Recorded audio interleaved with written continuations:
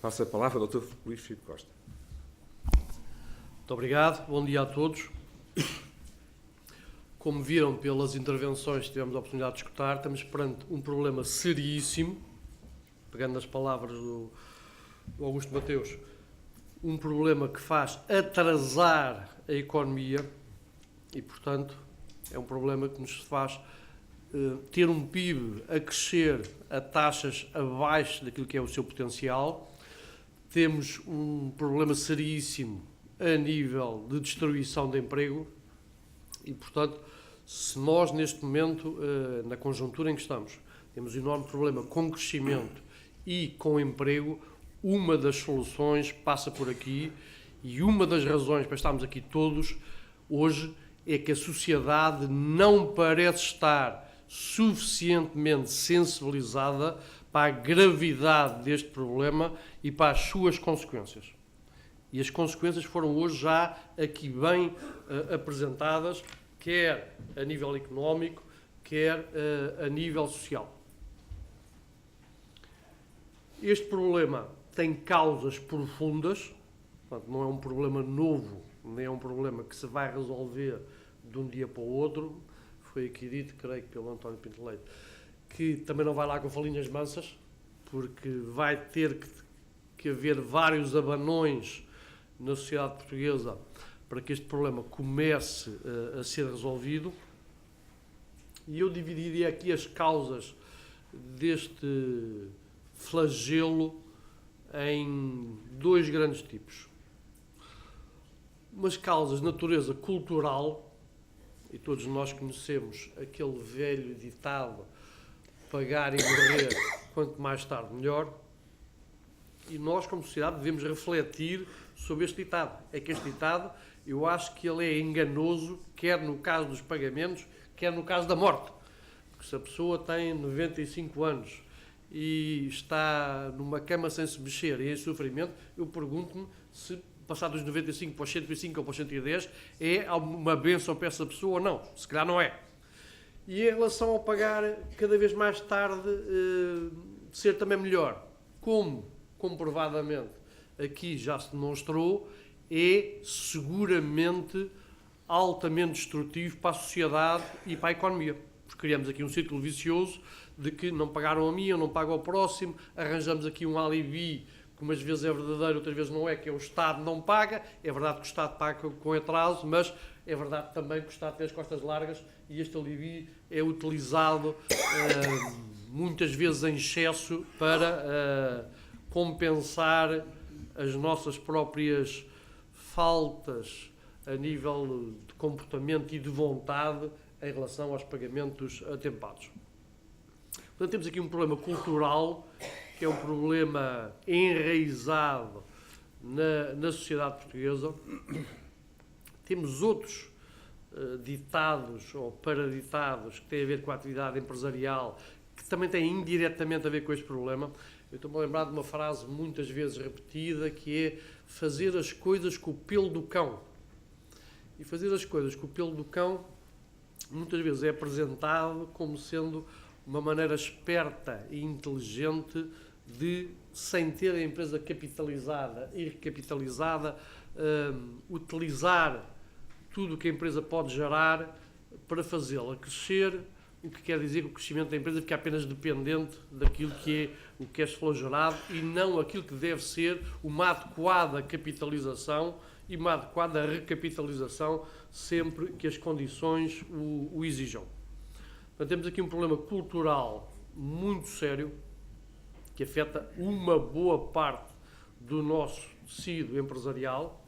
e que causa depois um efeito dominó e um efeito de círculo vicioso, que é as empresas andarem-se a financiar junto dos seus fornecedores, que por sua vez se financiam junto dos seus fornecedores, e tudo isto faz aumentar até as necessidades de financiamento bancário das empresas no seu conjunto, numa conjuntura em que o financiamento deixou de ser fácil e barato, como foi, por exemplo, naquela década de 97 a 2007, com a adesão de Portugal ao euro e depois todo o mecanismo de refinanciamento relativamente fácil do sistema financeiro português junto do sistema financeiro europeu, que acabou abruptamente ali no segundo semestre de 2008 e que se agravou, pois, muitíssimo com a crise da dívida soberana, a descida dos ratings, tudo isso, no ano de 2011. Portanto, primeiro grande problema, uma questão cultural, e quando se fala em reforma do Estado, este aspecto tem que lá estar incluído também. O Estado, que para já serve de alibi, muitas vezes com razão, outras vezes sem razão, para este círculo vicioso, tem que dar o exemplo a nível dos pagamentos atempados. Nós, e pelas comparações que aqui vemos, temos um problema grave entre consumidores e empresas, entre empresas, um problema gravíssimo do Estado, nos seus diversos níveis, para com o resto da sociedade. O Estado é aquele que mais tarde paga e que mais longos prazos de pagamento tem. Portanto, temos aqui um problema cultural gravíssimo. Portanto, que temos que atacar, e tomadas de posição como aquela que estamos aqui a fazer hoje e que havemos de assinar daqui a pouco, fazem parte deste movimento de ataque a esta questão cultural demasiado enraizada na sociedade portuguesa. Uma outra questão que foi analisada pelo professor Augusto Mateus tem a ver com a questão da subcapitalização crónica das nossas empresas, nomeadamente das PMEs, e que obviamente concorre para agravar este problema. Quanto mais subcapitalizadas tiverem as empresas, inevitavelmente mais dificuldades terão em pagamentos atempados e mais tendência terão para se financiarem junto de fornecedores e para alongar ao máximo os prazos de pagamento. E eu aqui queria fazer uma pequena resenha histórica em relação a esta matéria. Como se lembram, nos séculos XV, XVI e XVII, muitos países da Europa tiveram uns processos que foram chamados de acumulação primitiva de capital. As relações que potências europeias tinham com as suas colónias da altura permitiram uma acumulação primitiva de capital que, por sua vez, permitiu o desenvolvimento de indústrias, de uma burguesia industrial que fez a riqueza, nomeadamente na Inglaterra, na Holanda, na Alemanha, enquanto que em Portugal, parcialmente também em Espanha, nós tivemos não uma acumulação primitiva de riqueza e de capital, mas períodos em que passou pelo nosso país muito dinheiro, mas apenas passou por cá. Nós temos no século XVI os afluxos financeiros relacionados com as especiarias do Oriente, no século XVIII os afluxos financeiros relacionados com o ouro do Brasil, mas o que é certo é que esses afluxos de capital não serviram para a construção de indústrias, o dinheiro não se transformou em capital, seguiu para o resto da Europa, dado que serviu basicamente para comprar os nossos bens de consumo, alimentação, vestuário, etc. O que quer dizer que depois de esgotado o filão das especiarias e o filão do ouro do Brasil, nós ficámos reduzidos àquilo que éramos, um país sem indústria e sem capacidade produtiva suficiente para fazer face às suas necessidades, questão esta que veio até hoje e que é responsável pelo nosso crónico déficit comercial e parcialmente responsável também pelo nosso crónico déficit de finanças públicas e pelo crescimento da dívida pública, que já passou os 3 dígitos, como sabemos. De referir aqui, dado que eu sou um amante da história, estas coisas não acontecem por acaso. Após a restauração da independência em 1640, com a fragilidade política e militar que Portugal tinha nessa altura, foi firmado no início do século XVIII um tratado muito conhecido, chamado Tratado de Methuen, de 1703, entre os economistas aqui presentes lembrar-se-ão com certeza que mais não foi do que um tratado de especialização internacional, em que esse tratado é entre Portugal e Inglaterra, e através desse tratado a Inglaterra fica responsável por nos fornecer todos os bens industriais que ela produz, e em contrapartida nós fornecemos bens de natureza agrícola, vinho e outros, e assim se formou o primeiro exemplo de especialização internacional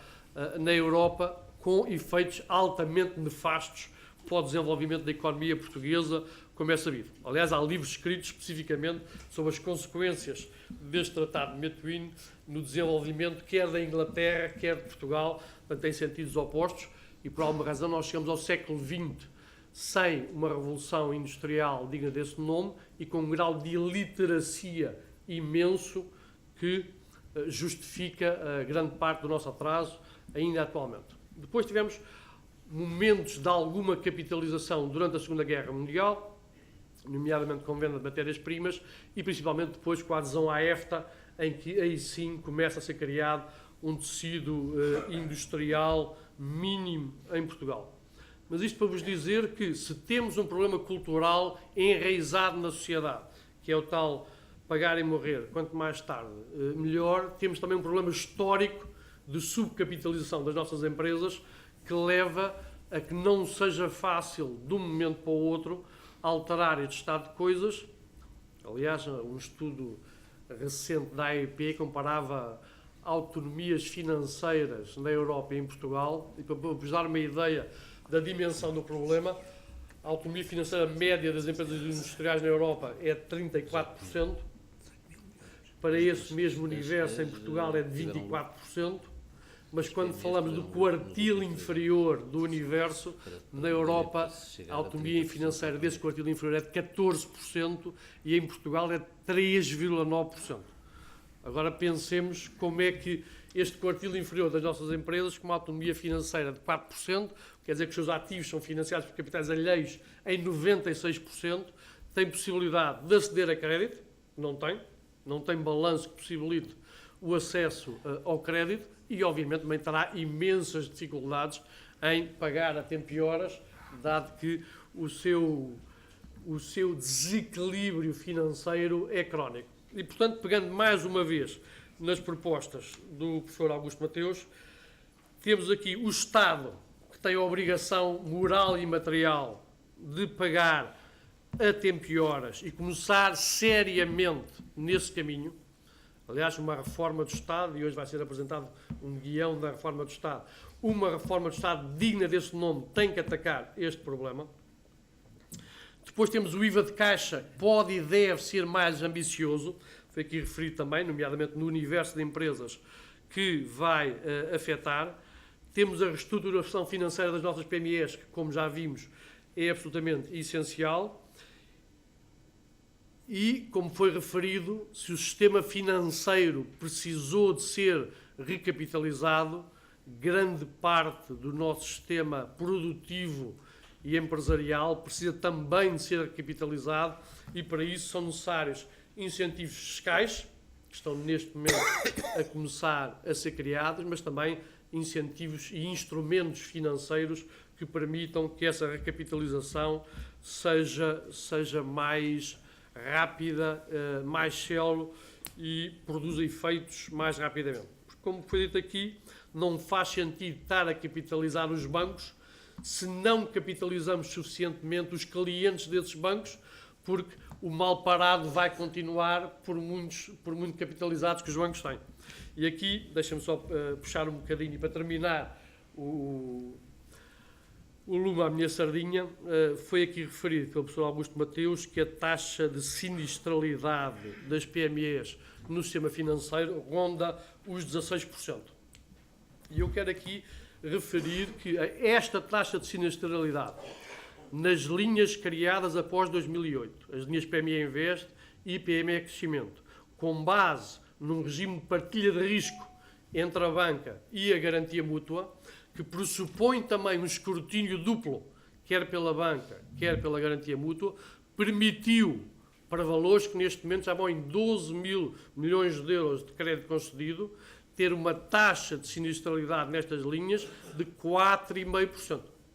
E 4,5% é francamente diferente dos 16% que estamos a ouvir. Portanto, é possível criar instrumentos que mitiguem o risco, que partilhem risco com o sistema financeiro, que facilitem o acesso das PMEs ao financiamento bancário e introduzam um grau de sanidade maior nestes critérios e nestes indicadores de sinistralidade empresarial. E, portanto, se a banca tem 16% de sinistralidade junto das PMEs, que é absolutamente astronómico e altamente preocupante, e nós temos visto nas recentes apresentações de resultados pela banca, o que isso tem de impacto nos resultados do setor financeiro, é possível criar instrumentos que mitiguem esse efeito e que facilitem o acesso das empresas ao financiamento bancário, e o Sistema Nacional de Garantia Mútua tem sido, nos últimos anos, um excelente exemplo de instrumentos criados que mitigam o risco e facilitam o acesso das PMEs ao financiamento. Temos que criar também instrumentos igualmente eficientes para permitir a recapitalização das nossas PMEs, porque senão o problema vai manter-se. Muito obrigado.